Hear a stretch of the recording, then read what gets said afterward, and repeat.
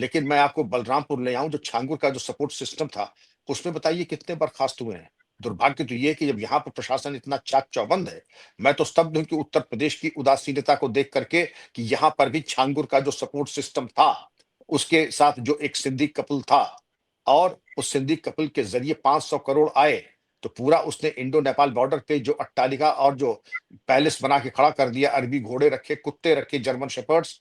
आपने उसके केस पे क्या किया? कुछ भी नहीं किया। एफआईआर वो लिखाने जाए तो आपने एफआईआर नहीं लिखी।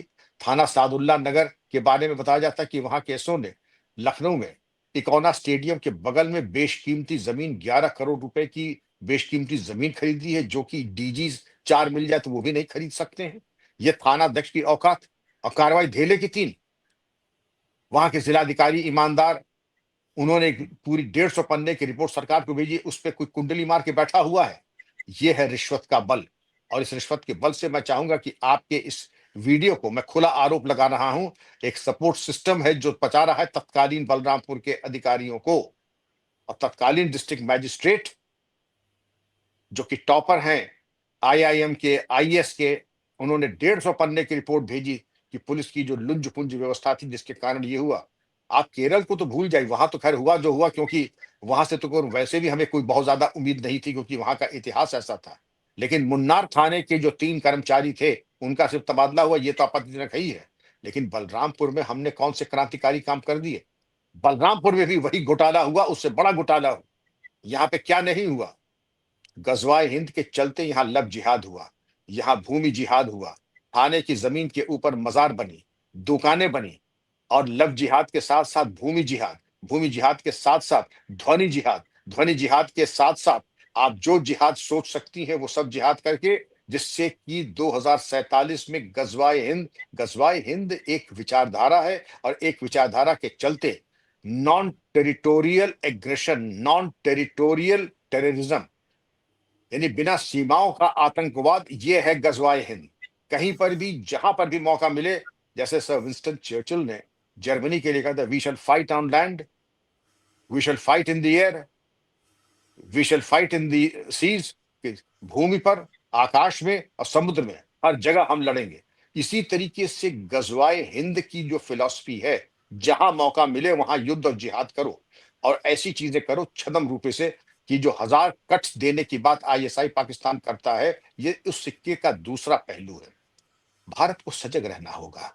आपने देखा होगा कि केरल में ने केरला फाइल्स की तो बात आई है, कि केरल की बच्चियों को अपहरण करके लव जिहाद में फंसा करके उसके बाद उनको ले जा करके या तो सेक्स स्लेव बनाएंगे, या फिर उनको मिडिल ईस्ट में एक्सपोर्ट करेंगे, उनको ऑर्गन ट्रांसप्लांट कराएंगे, मानव तस्करी में डालेंगे।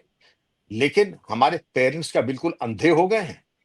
मैं अपने पेरेंट्स को भी दोष देता हूं, स्कूल्स को दोष देता हूं, जैसे कि इस स्कूल में, सेंट्रल स्कूल के एक बच्ची को जबरदस्ती हिजाब पहनाया गया। हमारे टीचर्स क्या कर रहे हैं?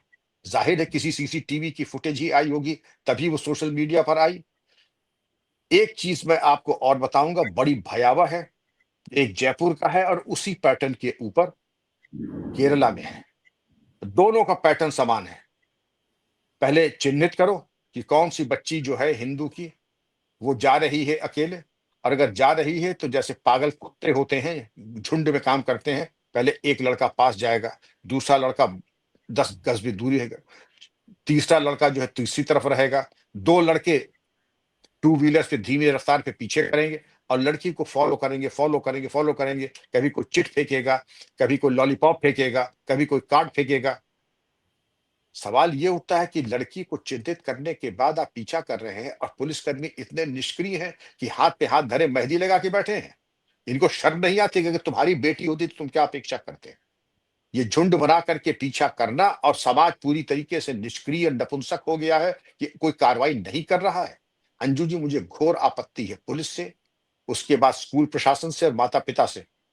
एक सिस्टम जी। बना लीजिए, उत्तराखंड में बड़ा अच्छा सिस्टम चला है वो सिस्टम, और बड़ा कामयाब है, कि महिला पुलिस ऑफिसर्स जाकर के बच्चियों के स्कूल में जाके 1-to-1 कॉलेज के प्रिंसिपल और टीचर्स को कर देती है बाहर, और वहां पूछती है तुम्हें कोई हैरेस करता है, तुम्हें कोई परेशान करता है, और अगर करता है तो उनकी खातिर बड़े कायदे से होती है। ये कोई बहुत बड़ी बात नहीं है, हम लोगों ने सारी जिंदगी किया है। मेरी तो चुनौती रहती थी कि जो अपने को बहुत बड़ा सूरमा समझता है, किसी बच्ची को छेड़ करके दिखा दो और समझो तुम्हारी क्या दुर्गत होगी। तो आपकी आम शोहरत और आपकी रेपुटेशन आपसे पहले पहुंच जाती है। और और मैं सर, चाहूंगा। जी। सर जैसे जी। अगर हम केरल की बात करें तो केरल फाइल्स जब फिल्म आई थी तो कितना बवाल मचा था, मामला सुप्रीम कोर्ट तक पहुंच गया था। पश्चिम बंगाल में ममता बनर्जी ने खुद ब खुद फिल्म को बैन कर दिया था। और अब हाल ही में आप याद कीजिए, यूपी एटीएस ने एक मुजाहिद आर्मी का सरगना है, उसको भी केरल जाकर गिरफ्तार किया। तो क्या ये माना जाए कि केरल जो है नया एपिसेंटर इन सारे कामों का, और वहां पर जो सरकार है वो पूरा का पूरा माहौल उनको मुहैया करवा रही है, एक्शन होता ही नहीं? आप बिल्कुल सही कह रहे हैं, केरल गलत कामों से ज्यादा जा रहा है। गॉड जोन कंट्री तो है ही है, लेकिन मोहम्मद रजा को यूपी एटीएस ने मुजाहिद आर्मी का जो चीफ था केरल से गिरफ्तार किया, और उससे बड़ी आपत्तिजनक सामग्री भी प्राप्त हुई है। और आपको जान करके ताज्जुब होगा कि आखिर ये लड़का केरल से ही क्यों पकड़ा गया और कहीं से क्यों नहीं पकड़ा गया। ममता दीदी ने वैसे भी कौन सा बहुत क्रांतिकारी काम कर दिया, सिवाय तुष्टीकरण की राजनीति के नए कीर्तिमान स्थापित किए हैं ममता ने। लेकिन उनके द्वारा एक स्वस्थ प्रशासन देने के स्थान पर तुष्टीकरण को बढ़ावा दिया गया है। लेकिन मोहम्मद रजा का वहां गिरफ्तार होना, यह दिखाई पड़ता है कि केरल एक इपी सेंटर हो रहा है चरमपंथी गतिविधियों का। और वहां पे जो साहित्य मिला है, पीएफआई का जब बैन हुआ था सितंबर 2022 में, उसके अलावा टीजे जोसेफ जब हुए थे, तो जिन डॉक्टर्स के नाम आए, जो जिन डॉक्टर्स की बातों का खुलासा हुआ, उसको देखने वाली चीज है। क्योंकि ये बात, ये तो तात्कालिक है 2022 से, लेकिन 2010 में जो आपको चीजें मिली कि पीएफआई के साथ साथ जो लिटरेचर मिला था, वो अल कायदा का लिटरेचर मिला। जो सीडीज मिली कि किस तरीके से ट्रेनिंग दिया जाए, और कुछ पुस्तकें मिली Islam and democracy. Islam and democracy, जिससे कि ये जो लोकतंत्र है, ये बिल्कुल वाहियात है। केवल जो इस्लामिक पद्धति है शासन की, वही औचित्यपूर्ण है। तो इस तरीके की भ्रामिक साहित्य लोगों को प्रशिक्षण देने के लिए अलकायदा के पैम्फलेट्स और सीडीज, अलकायदा की फिलोसफी को प्रोपगेट करना, चंदा पैसा करना। लेकिन तब जेकब पुनूस एक डीजीपी थे केरला के। जेकब पुनूस, मैं जानता हूं, बड़े ईमानदार, उन्होंने कहा था कि पैसे का ट्रांजैक्शन भी हुआ है इनका, ये एसआईटी का, और ये जो इन्वेस्टिगेटर्स हैं, और जिन्होंने इन्वेस्टिगेट थे डॉक्टर जोसेफ के मैटर को, उसमें पैसा भी चला था, इसमें एसआईटी के बीच में पैसा चला था। अब एक डीजीपी ही अगर कह रहा है कि पैसा चला था, तो आप समझ सकती हैं कि प्रकरण और मामला कितना गहरा था भ्रष्टाचार का।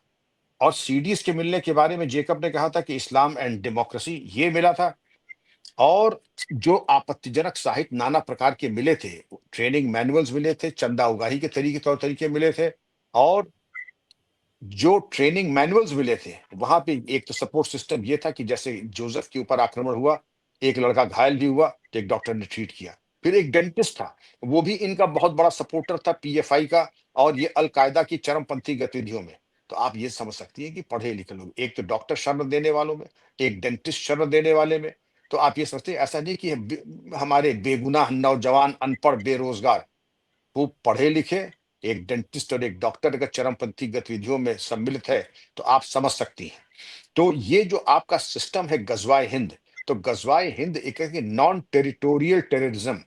तो उसमें क्या केरला, क्या कश्मीर, क्या उत्तर प्रदेश, क्या पश्चिम बंगाल, और क्या राजस्थान,